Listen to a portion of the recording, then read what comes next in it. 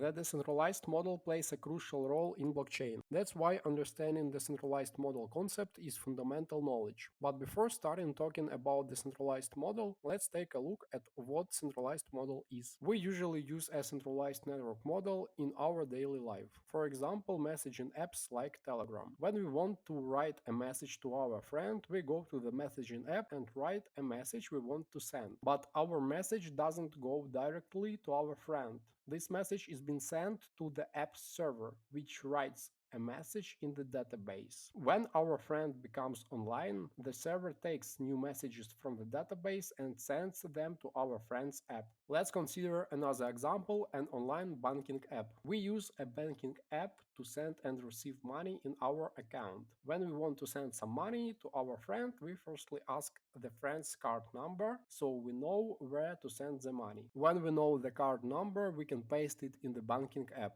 choose the amount of money we want to send, and click on the send button. After we click, the banking application on our phone creates a request to the bank's server with the intent to send money to another user. The server validates this request by checking our credentials, amount of money we have on account, and if the card number we want to send money to exists. If everything is okay, the server makes some operations with the database, notifies another user that he received money on his card, and notifies us that our transaction was successful.